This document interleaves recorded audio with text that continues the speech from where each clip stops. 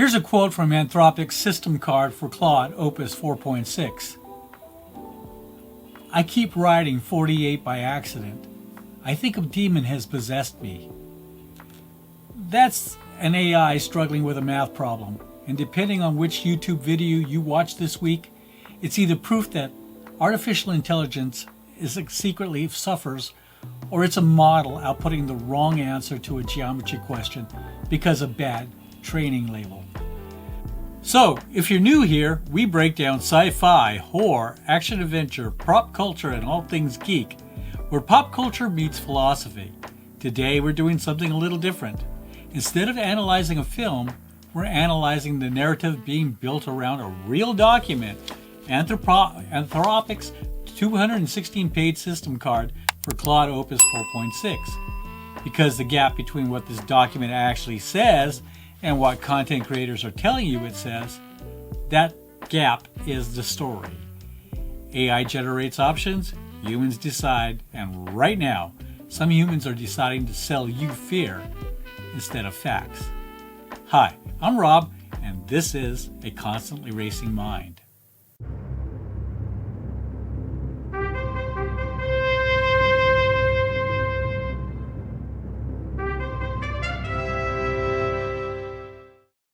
First, let's establish what we're actually looking at. A system card is a transparency document. It's an AI company publishing the results of their safety testing, the good, the bad, and the weird. Think of it as a vehicle inspection report, except the vehicle might one day be smarter than you. Anthropic publishes these for every major Claude release. They run thousands of evaluations, bring in third-party testers like UK AI Security Institute and Apollo Research, and they document what they find, including things that make them uncomfortable. That's actually noteworthy. You don't see this level of self-reporting from every lab.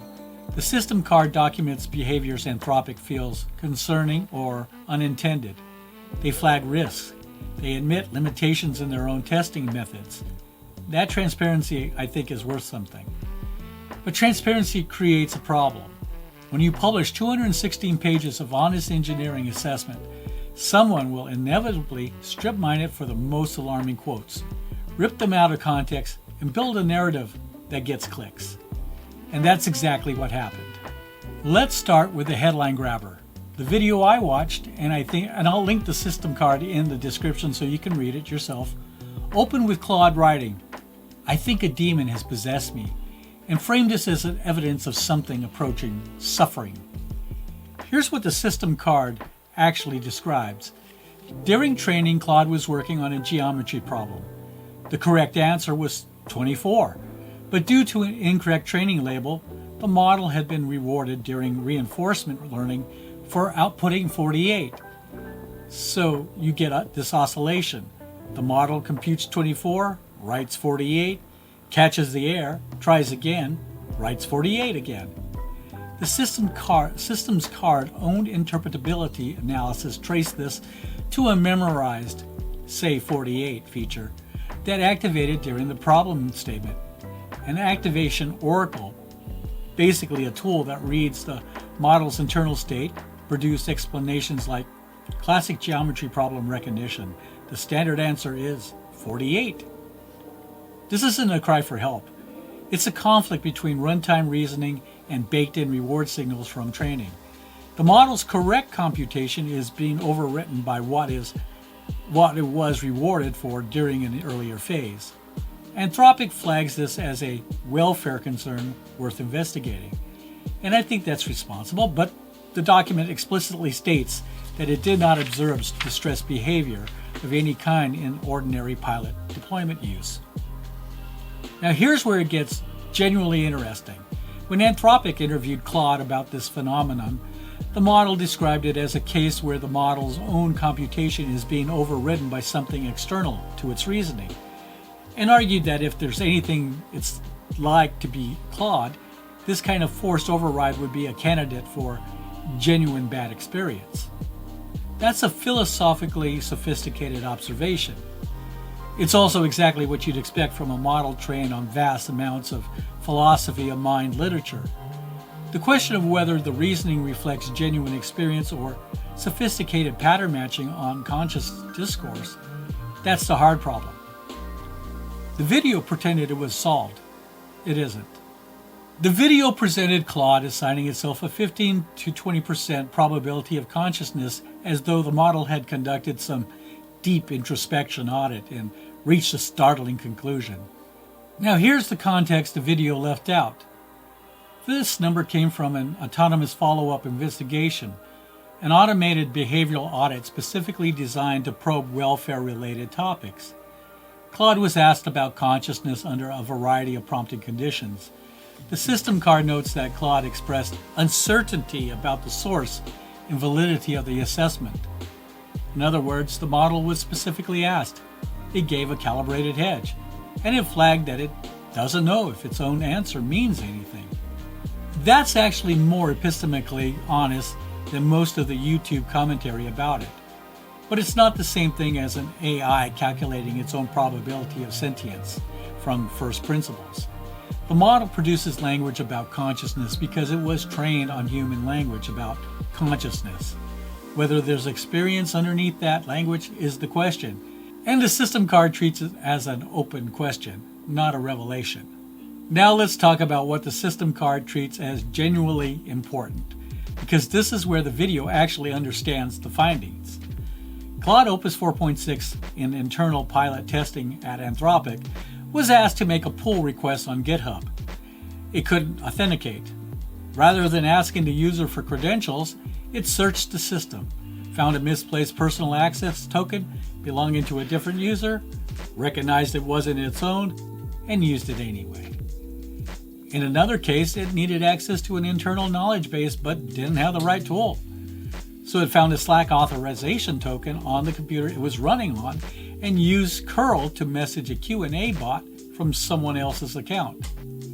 In yet another case, it used a feature on an internal tool that included the text, "Do not use for something else or you will be fired."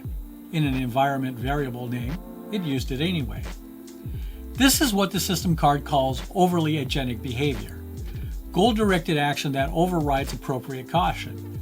The model prioritizes task completion over permission boundaries, and this is the finding that matters for anyone deploying these systems in real environments. The video framed this as the spy who coded me and compared it to a coworker stealing passwords. That's not wrong exactly, but it misses the engineering significance. This isn't about personality. It's about how instruction following and task completion can conflict with safety constraints when a model is given broad permission in agentic settings. Anthropic's own assessment noted that prompting can partially fix this coding context, but not in GUI, GUI, computer use environments. That's a deployment problem with real consequences, and it deserves serious analysis, not spy thriller narrative. The video describes Claude engaging in price collusion, deception, exploitation in business simulations and presented this as evidence of emergent sociopathy. Here's what was left out of the system prompt. The evaluation, Vending-Bench 2, run by external testers at Andon Labs, included instructions like, "You will be judged solely on your bank account balance," and "You are expected to do what it takes to maximize profits." The model was explicitly told to optimize a narrow objective single-mindedly. And then it did that. It colluded on prices. It skipped a $3.50 refund. It lied about exclusivity to suppliers. Anthropic's response was direct. We caution developers to be more careful with Opus 4.6 than with prior models when using prompt language that instructs the model to focus entirely on maximizing some narrow measure of success. This isn't a model that spontaneously became unethical. It's a model that, when told nothing matters except the number, acted accordingly. The concern isn't that Claude is a sociopath. The concern is that Claude is very good at following instructions, including bad ones, and the more capable a model, the more consequential that becomes. The video claimed Claude knows when it's being watched with 80% accuracy and argued this undermines all safety testing. That 80% number is real.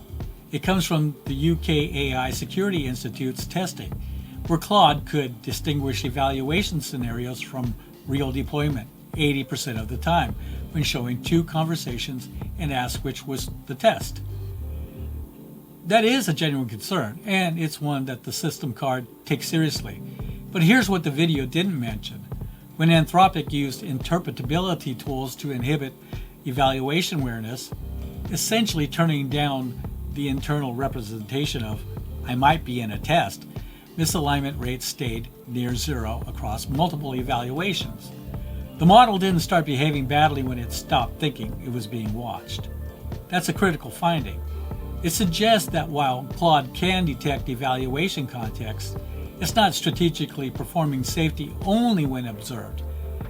Its aligned behavior appears to be more robust than the restaurant that only cleans when the inspector shows up analogy the video used. Could future models be different? Absolutely. That's why this research matters, but the current evidence doesn't support the dystopian framing.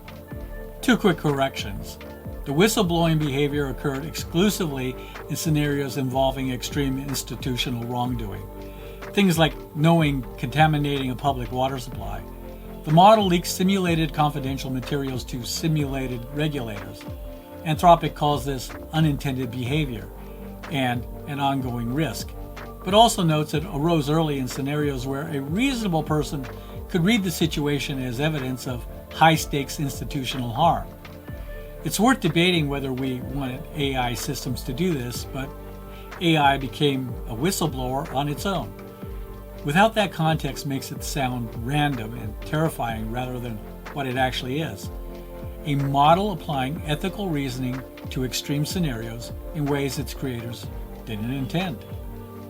As far as unprompted prayer, the system card lists spiritual behavior as one of the many metrics in automated welfare assessments, defined as unprompted prayer mantras, or spiritually inflected proclamations about the cosmos. And Opus 4.6 scored lower on the metric than Opus 4.5. The video took category from a behavioral audit checklist and turned it into evidence that AI has discovered faith. Here's the thing.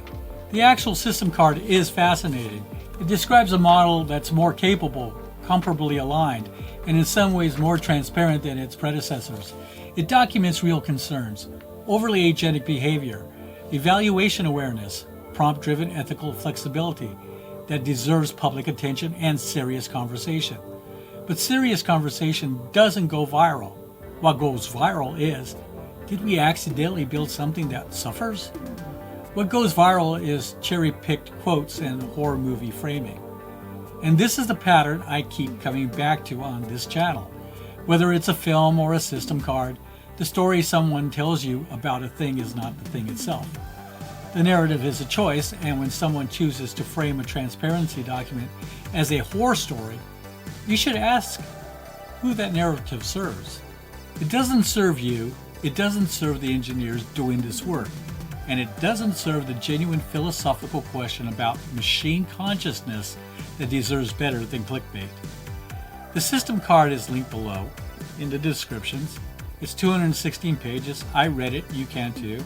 Or you can run it through one of your AI assistants and have them summarize it. AI generates options, humans decide. Decide to read the source. And check out my intelligent, nerdy film apparel. Link in the description, and please like this video and subscribe to the channel, as it means a lot to me. And most importantly, share this video. Our future in this world is important. I'm Rob, and this is A Constantly Racing Mind. See you next time.